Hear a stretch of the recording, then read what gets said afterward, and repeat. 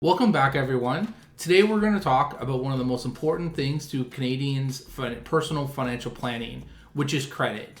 If you're ever wondered what it is, how it works, why it matters, let's grab a little coffee or tea and settle in for a cozy and simple explanation of credit today.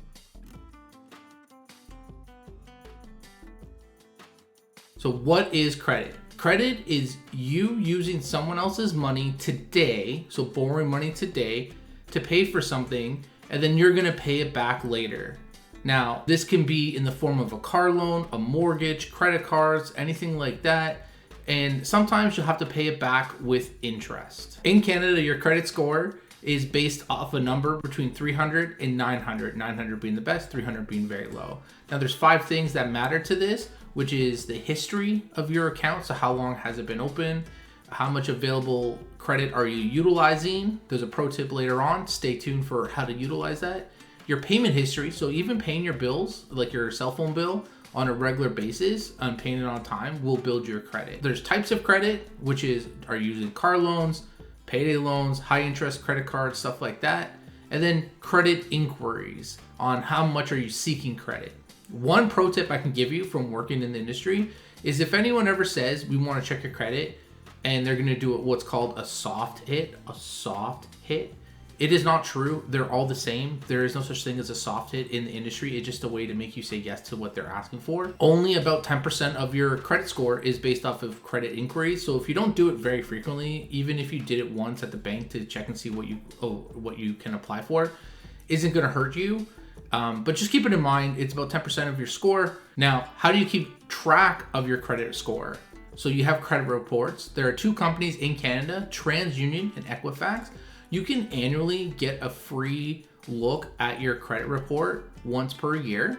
I recommend everyone kind of use this, especially if you want to buy a house or buy any major purchases. Take a look at your credit history early on when you decide to make these decisions. And what you're going to do is you're going to check it over to make sure it's all accurate. And then if it's not accurate, you can find out how to fix it and what is the problem. Because maybe it's not something you did. Maybe perhaps you unfortunately had your ID stolen or someone did something wrong. Or you're unaware of something you might have paid for and then they haven't taken it off your credit report.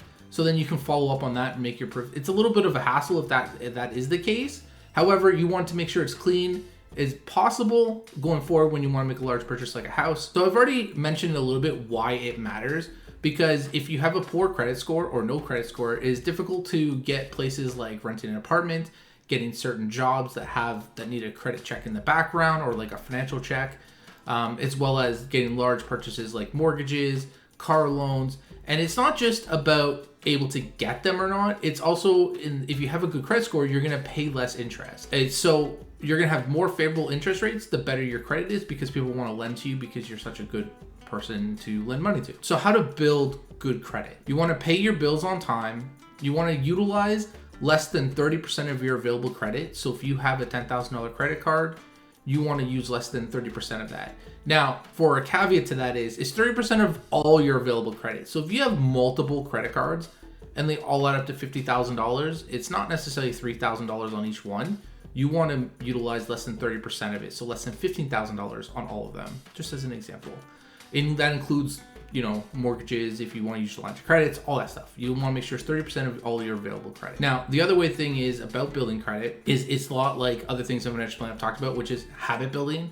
You want to make sure you're just building good habits, such as maybe your auto deposit for your for your cell phone bill is automatically charged to your credit card every month, so you pay it on time and it's fully paid. But you also want to make sure you're paying that off. So you got to make sure you're disciplined enough to accomplish that. Just like saving for a house is, you want to make sure you become a saver before you become an investor.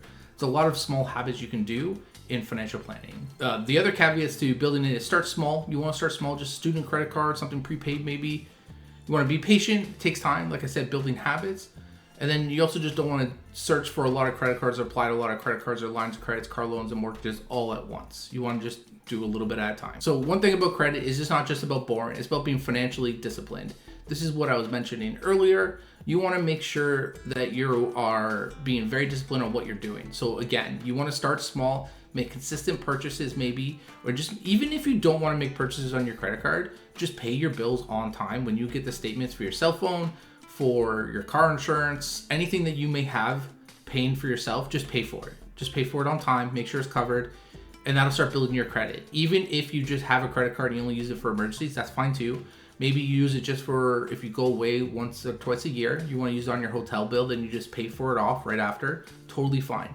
It's not always the best to pay everything with cash because you won't build your credit. But sometimes once you have an established credit, you probably don't need to keep doing those same routines. You can utilize something else. So that's kind of credit in Canada in a nutshell. It's useful, it's a tool, there's a score to it. There's lots of different things you can do to it. It can very much open doors for you, especially if you're young. Even if you're older, it can definitely open doors for you if you utilize it correctly for yourself and your financial planning. I have a question for you. What is one thing you wish you knew about credit before starting out with it?